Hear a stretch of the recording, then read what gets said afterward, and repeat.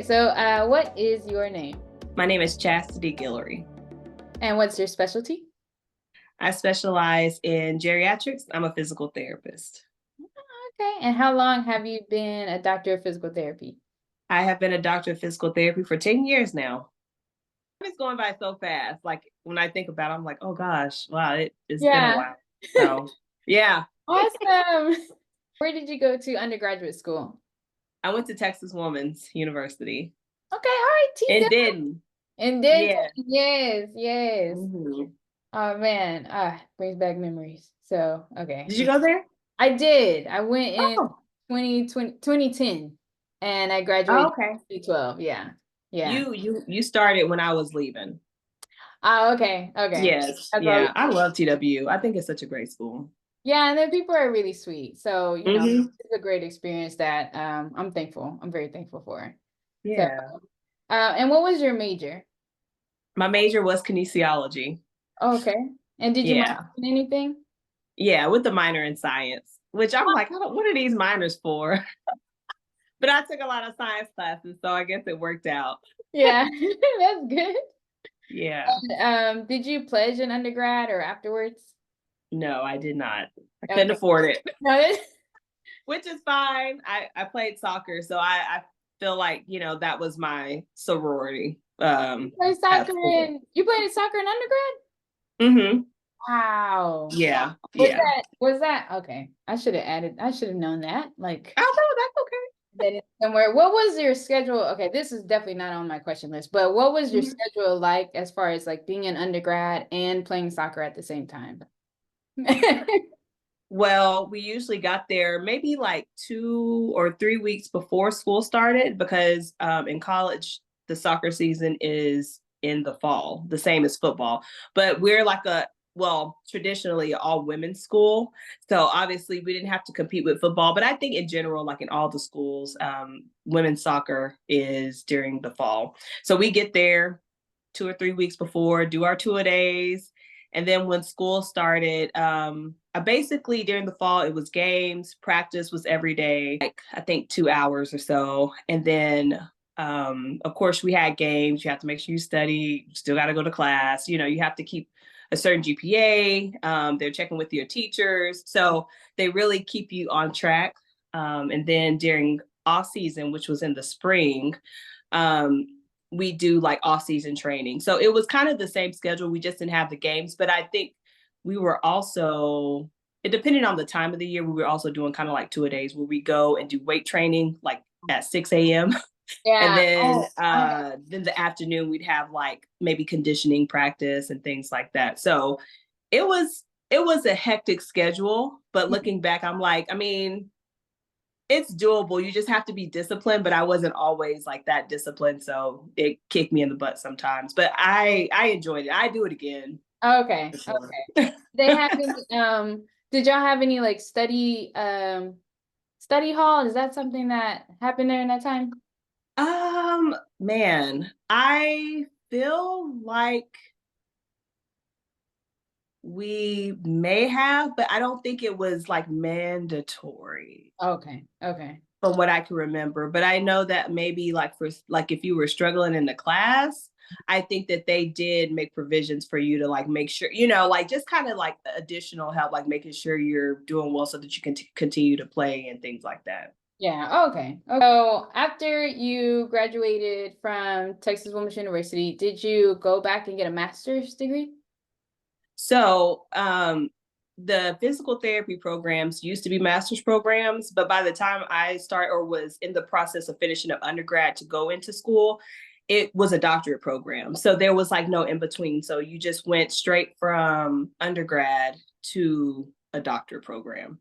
Okay. So there was no master's. A master's. Okay. So that's what Mhm. you did. You just be like BS in kinesiology or Bachelor of Science in Kinesiology and then straight to the doctorate program of physical therapy. Kinda. I mean, I may skip because I had some of the questions. So I'll go ahead and explain. Because I didn't go directly from undergrad to PT school. So I actually applied to PT school, of course, like when I was, I guess, like a senior. which I knew what I wanted to do, but I didn't know any physical therapist. I didn't know the process like at all. I just know that's like what I wanted to do. And I probably could have asked a lot of questions and been more involved in like making sure to like meet with my, what are they called? The oh gosh, they're not counselors, Oh, the but advisor. your student advisors. Yes. Oh, okay, yeah. And so, because, you know, TW, they have a PT program. And like, if you go a certain course, like in kinesiology, it was for PT. And I just didn't get it, the whole process, excuse me. Because I was like, my dad went to college after we were, you know, already here. And so I didn't really have anyone to let me know that, the process like after undergrad, like just all of it really, like it was all new. But my parents were like super supportive, which was a blessing. So I applied. I did not get in the first time. I was like kind of crushed. I was like, what? But I realized like I didn't have like the hours. Like they want you to get like volunteer hours, like to make sure this is something you want to do, because obviously it's a doctor program. It's kind of rigorous and you don't want to waste your time and your money going into something that you probably will not want to do. But I did know I wanted to do that. So I didn't get in the first time. God worked things out to where my mom met someone at work who was doing this program. He was a physical therapist, owned his own clinic, was in the Dallas area. And he was like, oh, we need a tech, a therapy tech. And because I think my mom was telling him like, oh, my daughter wants to do PT, blah, blah, blah. And she, you know, when I would talk to him, she got his information and I called and I applied because he had a job opening and I ended up getting that job. So I was able to work as a physical therapy tech for basically a year. And within that year, towards the end, I applied to PT school again. And that's when I got in. So God had me wait for a reason. And I'm glad I did. I learned a lot from Ted, that's his name, Ted Kern. He has an outpatient clinic in Irving. Actually, they're like all over. But yes, God knew what he was doing. I was crushed, but it was for a reason. No, that's awesome. Which that answers like the next 5 questions I had. So yeah. Sorry. I figured that would. I was like, let me just go ahead because it's not a straight shot as you know in life. So yeah. No, I appreciate that because I was gonna be like, did you take any gap years? And did you shadow anybody? And are you so I really thank you. No, I really appreciate that because I didn't know.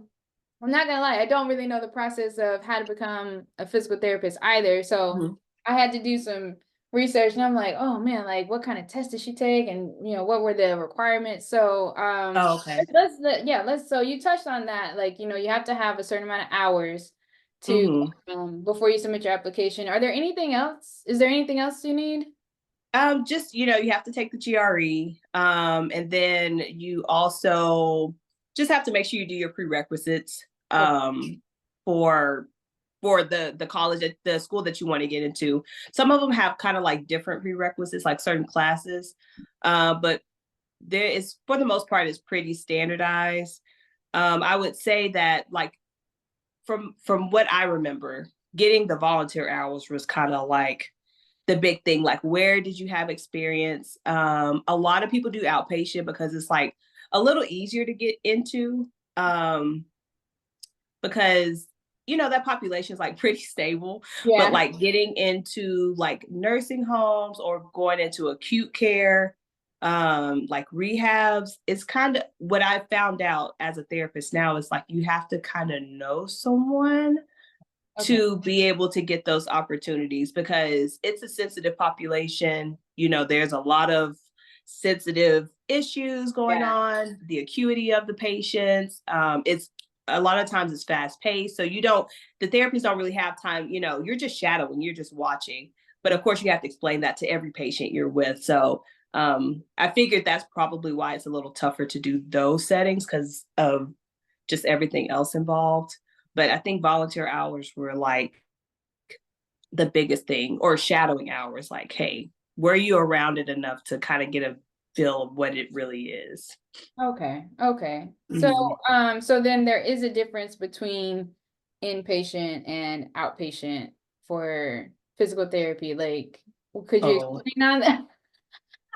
Yes. So physical therapy is in a lot of different settings. But I guess the main three that people for sure know about are like acute care, which is the hospital. If you go in the hospital, you go in the ER, get sick, blah, blah, blah. Oh, now you have to stay overnight. Now you're in like, Baylor acute, or Methodist, or, those type of hospitals. Outpatient is basically, it can be workman's comp. Outpatient, basically, you come from home and you go to the Oh, facility to get your okay. therapy done. Yeah, and any inpatient setting means that the patients or the clients stay in house. So inpatient, you know, are typically they're coming from hospitals, then they're going to an actual inpatient facility or a secondary therapy facility. Nursing homes, I think, are kind of they're considered inpatient, but in different levels. Yeah. Okay. Okay then. Okay. Mm-hmm. I really appreciate you expanding on that. Thank you. No problem. Okay. And just to remind me, did you go to Texas Women's University for your doctorate in physical therapy, or did you go somewhere else?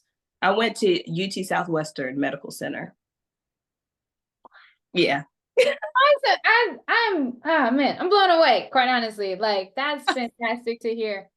That's Yeah. fantastic Oh, to hear. Like that's like my dream school. So oh, it is pretty awesome. Hey, I'm telling you, God was just like opening doors. Because I applied to all the schools. What I did like about UT Southwestern is they did interviews, Mhm. and I understand that there are super, super smart people in the world, and I do not deny it. And I know that they're great therapists and all of that. But Yeah. I really appreciated them doing in-person interviews, because I got to do an in-person interview because I think they get to know you like as a person. And when you're Yeah. working with people, you can't just be book smart and not have, personable skills and bedside manner and things like that. Like that's what, Yeah. can This make is important. healthcare not be great. Like you have Right. to care about people. So I really think that helped me, because I didn't have the best GRE scores. I mean, Mhm. I was decent, but I was definitely not the top. Right. My grades were good in school. But I think that they saw like that I was passionate about it and that I really do care about others and serving. And so, and God, Oh, that's I guess he awesome. just like put it in their heart. And I was like, yes, like I loved it there. The teachers were great. It's a teaching hospital or teaching, well, yeah, teaching Yeah. institution. And yeah, I enjoyed it. I was very grateful to go there. Oh man, I'm Yeah. happy for you. Thank you. You're welcome. Do you use any prep programs like to prepare for the GRE or anything to like before you did your application to UT I Southwestern? want to say I did, but like it wasn't like a program where I had to pay for it, because Oh, okay. I could not afford Hey, it at the time. that's an encouragement to anybody watching. Like you don't have to pay thousands of dollars to do well Yeah. in an entrance exam. So Yeah, I just looked up free resources that were available, because I feel like there were some like online, like when you go apply and they're like, oh, well, you can go here to, practice vocabulary or whatever the case may be. And so yeah. I was just like, let me just do that. And yeah, we go see. Yeah, no, that's perfect. That's perfect. What was your favorite part at UT Southwestern? I'd have to say the first summer, which it actually was super overwhelming at the time, but I'm really grateful for the experience. And that was the cadaver lab, Ah, yeah. anatomy and physiology, because the books just do not do it justice. Because you think that like, oh, this is what it's supposed to look like we're going by the Netter's anatomy book, like, Yeah. okay, we're trying to find this vein, we're trying to find this nerve or this muscle. And they had a huge cadaver lab. I think we had maybe like 20 to 30 bodies. Wow. Sounds morbid, but people donate their body to science so that we can learn like what's really going on with the body. And so I think we had like an old man. Wow. And, then there were like young women, there were middle-aged people. So it was just like you did your dissection on your body, but then you go around and you learn. I feel like I should have again, hindsight's 2020. I wish I had been a little bit more intentional about like just really taking in like all these different bodies and like trying to understand it more. I feel like I did at that time, the capacity that I could tolerate, Yeah. and just the overwhelm of like, oh, I need to study, blah, blah, blah, blah, blah. But it just really like solidify like that the human body is amazing. Like there's so much to learn about it. We're all different. And now we in medicine, you have tools to be able to help people and their bodies and to be actually be able to visualize like, oh, I remember seeing this. Because Yeah. people do not get the opportunity to really see what's in a body. The Mm-hmm. books, again, the books do not do it justice. So Yeah. I was really grateful for that opportunity. Yeah, and I can somewhat relate. I recently went to my own like anatomy lab day because I finished my graduate program and Oh, they were congrats. like, thank you, thank you. Yeah, It's been a journey. But they were like, yeah, sure. yeah, and they're like, hey, online people, you get one day in the lab. Like either you do or you don't. What? Oh, So, wow. so I had my one day recently and I just could not, I was just like, the images are not the same. Like, No, of course, the no, picture, yeah, but it's not the same. So no, I no. greatly appreciate that day. I understand what you mean by like, yeah, okay, you got images, but like for real, look inside that body. Yeah, it's Mm-hmm. different. So Yeah.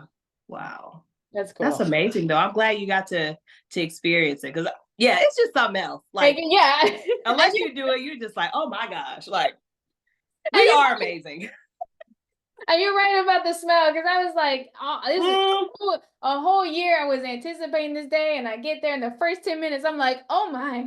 yeah, like I need double, triple math. Yeah. Like, Like, whew. And like I really appreciate everyone who donated, but it's just like something about that preserving like fluid that yes, yeah, that formaldehyde. yeah, it's something about that. And I'm like, oh my, this is to make the strongest person throw up, but Man, yeah, made yeah. it through, thank goodness. Good. Okay. So let's talk about your specialty. So as a physical therapist, are you able to subspecialize? Yes. I don't know if they call it subspecializing, but it's specialized, probably same difference. Because you go to school, you're a general therapist. Okay. You learn about everything, Everything. Okay. all the systems, all the populations, all the conditions. Because you just need to be aware of it all, but you don't delve deep into it unless you, again, like you specialize. Or if I mean, so you can specialize by going through like a program. So like I did a post professional residency. So I was a therapist, but I wanted to specialize in geriatrics. So I applied to a program where I was able to have a mentor, which I think in the medical field, like as a physician, that's a great program. Like when you get your residencies and you're a doctor, but you're still like under another Yeah. doctor, which I think is great. And I'm grateful that I did it because you go into work and you're like, oh, I think I know stuff. And then you're like, oh, shoot, like, I don't like, what was this? I just took a test on this. I don't know what this is. Yeah, Like, yeah. or this person's not presenting the way I learned it. So how do I handle, like, these are people's lives. Yeah. Yeah. So I did a residency and I had a mentor. So I did that for a year. And so we're doing didactic work where we're doing like research and things like that, as well as treating patients. Now, and then you can also do it without going into a program. So you can choose to work in a space where they specifically deal with certain conditions, diagnoses, or populations, and then you can do your own work on the side as you're working as a therapist to specialize. Okay. Um, Basically, at the end, you have to take a specialization test. And then that's what makes you a board certified this, like an orthopedic or neuro PT or pediatric or cardiopulm. Like there's a lot of specialties in physical therapy because we're not just in hospitals, we're not just in inpatient facilities. You're in wellness clinics, they're private therapists. I mean, anything that you could think of with any condition, we can address it. As far as it pertains to functional mobility, modifications, rehabilitation, all of that. Wow. Wow. Mm. You're on a roll here. I feel like you already looked at all the questions I sent you because I'm Oh, I did. I looked at a few of them. I try not to think about it too much because I wanted to be in yeah. the moment as well. Yeah. No, the moment is great. I love it because I mean you're hitting on all the good points. So Oh, like where do I pick up though? Okay. So how long does it take? I feel like you answered this, but I'm just gonna ask it again. How long does it take to become a physical therapist? if you do everything total, it's closer to 7 years. Okay. So you have to have a bachelor's degree right off top. And then the programs are typically around 3 years. So the program that I went to was 31 months. So it was one of the fastest ones, like a fast track. Cause I think we started in like May, and a lot of the other schools started like in the fall, like when regular school starts. And they may have been able to go like at a slower pace, but I think this one was kind of a fast paced program. But about 3 years. Like I think it's 31 to 33 months Okay. is the average. Man, that is fast paced. So a lot of information in a short period of time. Yes, Because you yes, said you'll have to know the general like overview of everybody. So like yes, babies to young adults and geriatrics, I'm sure that's a lot to deal with. it Um, is. did you did you have a family during that time or were you just like on a single path?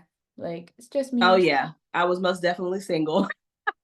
Uh, well, I had a Not just boyfriend who's now my husband, yeah, but I already knew myself, and I was like, yeah. like. But there were people who like it was their second career, or they were married and they had kids, and I'm like, Wow. I don't know how you're doing this because I just don't know. Like Okay. I'm drowning, and it's just me, and I'm living at home with my parents. I don't have no responsibility. I'm not working. I'm just going to school. And This is like it. school is like all day. Like we're there from like 8 to freaking 5, not including, Wow. trying to study afterwards or going to Yeah. lab and I'm like, how? But I'm pretty sure they had supportive spouses and people Yeah. in their life because you really do. It's a full-time job going to school. But I'm sure they had great support systems to be able to do that but yes, I was single and the boyfriend was enough. And I was trying to see him on a weekend and not trying to study. And I was messing up sometimes. She said the boyfriend was enough. That's Man, right there. it was. You're determined to do it, you'll get it done. So That's that true. that part, That's true. that part. Mm. So, but it's encouraging to not only hear like your side of the story, but also hear that how you witnessed other people who came from different walks of life and they were still doctors of physical therapy. So Hmm. that's yeah. Did you consider any other degrees like while you were getting your doctorate or after even? Not at all. You know what, when because we did the interview and they always ask you like, what made you want to do this? So I basically I've always wanted to help people. And I say it's really like a God thing. Like I knew what I wanted to do, but I couldn't like place like one specific incident was like, oh yes, like this is what I'm supposed to do. Yeah. But no, I didn't consider anything else. And for me personally, I feel like God like put this desire in me for whatever reason. Like I've always just admired older people. Like I it like how I explain it as how some people are with babies, like, oh my gosh, like, oh, Yeah. they're so that's how I am with older people. I'm like, look at you, like Yeah. doing your thing, like you're so awesome. And I've just like always had that, and it's just like grown over the years. And so I really feel like it was like God's leading me to where I was supposed to be. I'll tell you a quick story. I'll make it quick. We had to do like a senior project where we had to do a scrapbook and you write a letter to yourself like 10 years in the future. Oh, And in my letter or in my description, I put that I'm a doctor of physical therapy. I'm married, blah, blah, blah. I'm doing what I love. yeah. First off, I didn't even know the physical therapy program were doctorate programs at this time. Like I didn't even know. Wow. Um, I just knew I wanted to do physical therapy because I think I was in sports. So you learn about physical therapists. And I'm like, oh yeah, like I like that. But I know I don't want to work with athletes. But I know physical therapists can work with other people. Um, but yeah, and so I found that like maybe a 6 months ago, and I was like, wow, like that's God. Like Yeah. that's why I say like I can't really explain why I'm doing it or Yeah. how I got into it, but it's always been there. So I didn't consider anything else. Oh man, that's beautiful. I love that. Yeah, thank you. So what does a general day in your life look like? My day right now, I'm in the process of starting my own practice. So right now it's just doing a lot of legwork of the administrative stuff that I don't particularly care about, but I know I need to learn it. And so that's what I'm doing. I'm doing a lot of learning right now. But in a typical day before this, I was in acute care. So I would get in probably around 7:45 Mhm. and do chart reviews. Oh, So basically in acute care, in therapy, a lot of our work is time based. So wow. it's like you get paid or reimbursed through insurance by the time you spend with the patients and the interventions that you do. Excuse me. So basically, the first hour and a half of my day is doing chart reviews. So you're having to know what's going on with the patient, why they're there, what's their diagnosis, what's their past medical history, what medications they're taking, their labs. Like you just have to know what's going on with them, especially in acute care, because I do like ICU, neuro patients, orthopedic patients, like med surge patients that just have general like other health issues going on. And so you have to know what you're walking into. You don't want to go in blind because there may be contraindications to your treatment or you moving them and things like that. So that's usually like the first hour and a half of my day. After that, I'm doing treatments all day. And unfortunately, this is true, I think, for a lot of PTs where you're working, working, working. Um, you have to document. If you don't document, it didn't happen. Oh, So, no. but you have to document your treatments, the responses, what interventions you did, all of that stuff. Um, and so typically for a lot of PTs that happen at lunch.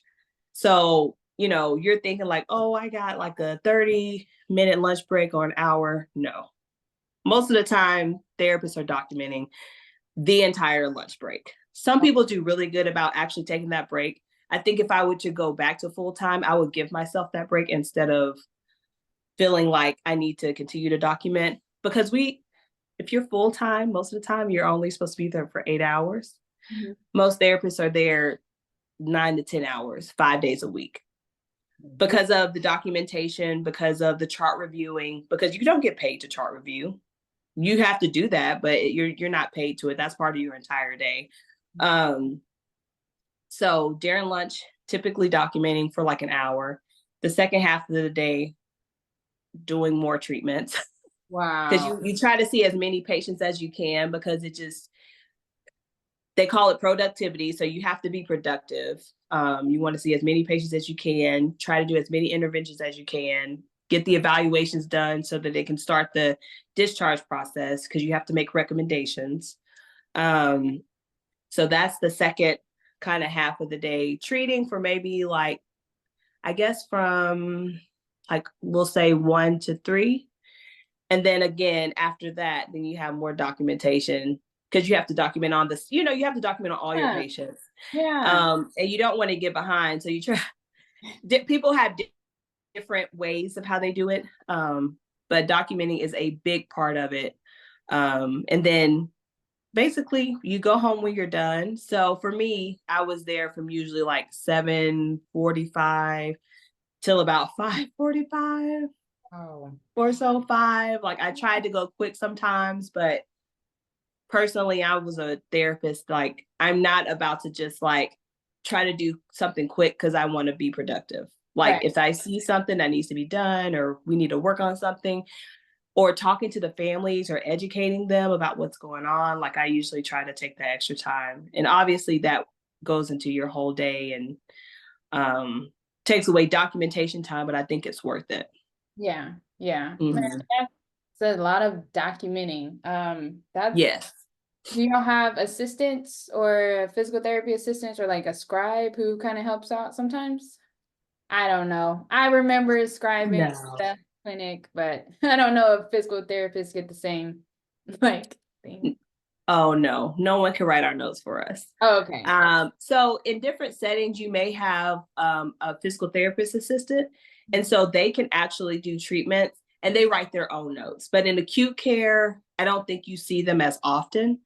Okay. Because obviously, even like as a licensed therapist, even if I have a physical therapist assistant, you have to be aware of those patients as well. And that's kind of where it gets tricky because you're supervising. So whatever's going on with them, like hopefully you have a really good Yeah. PTA Yeah. that's documenting well, because if something goes wrong, they're going to come back to the therapist because you're supervising. You should be knowing what's going on with your patients. And we're supposed to kind of conference with our PTA. So in acute care, I don't think they have it as much. You may see it more in outpatient therapy where people are coming in. Okay. And then in inpatient rehabs, you see that as well so that the therapist can focus on evaluations. Okay. Okay. Yeah. But no one can ever write our notes. Like we have to write our own notes. That'd Yeah. be nice. Shoot.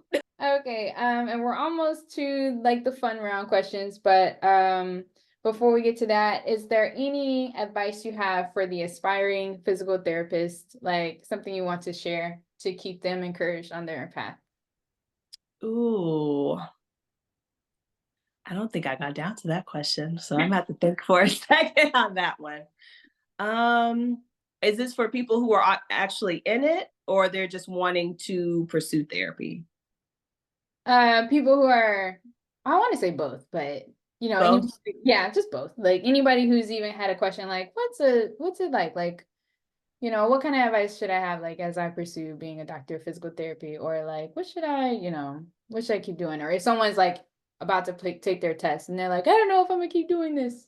Like, what would Oh, you say to oh gosh. Okay. them? So if you are thinking about doing therapy, I would definitely maybe go to the APTA website or PT Now dot com or dot org. I'm sorry, but it's physical therapy now, PT now, and maybe try to find a therapist in your area or ask around. There's a lot of therapists like on like Instagram and social Oh media yeah. now, so you can like maybe see if there's some in your area. But I would truly like don't be afraid to reach out to them and ask questions of what it's really like because obviously like when you're on the outside looking in, a lot of jobs look great and the heart behind the job is really noble. But a lot of time what I did not know going into it is like all the red tape behind it with Yeah. like insurances and the expectations and things like that. So if you kind of know you want to go into therapy, you kind of know what area you want to go to, I would do your research, try to find a therapist that's doing what you're doing, and just see if you can contact them so that you could just kind of pick their brain about what they enjoy about it, what's a challenge, and to get information from that specific therapist and whatever you want to do, because every setting is different. Um, for those who are in the program, just keep going. Really, really take it in. Like it's overwhelming. And this may like kind of sound cliche, but like this is like one of my affirmations now. It's like I find joy in the journey. So like looking back, if I could go back to PT school now, I would, because there's a lot of things that I learned. And now I'm like, oh dang, I wish I would have listened back in that class, or Yeah. I wish I would have studied a little bit more. So you're going to have a lot of stuff going on. You're going to feel overwhelmed, probably because it's a lot of information. But really try to be present. I'm learning a lot about presence, and I think it makes a difference because you can really soak in the information and the experience so that you're better off in the future, and find you a group of friends or people, in your class, and stick together, because it's so much better to go into it together than to be trying to do it on your own, because you only have your perspective. But if you have other people with you, it makes the information even more alive, and you can apply it. They have different experiences, you have experiences, and then you can have fun, because obviously you like go out after class or you do all this other stuff because you're still human. You're not just in school. Yeah, Yeah. definitely. So That was yeah. well said. I like both of those. That was great. Oh man. Oh, thanks. Yes, ma'am. Okay, so let's get into the quick fire questions because I did say this supposed to be like 30 minutes, but we're at Okay. Sorry, I get talking. I get excited. I'm passionate.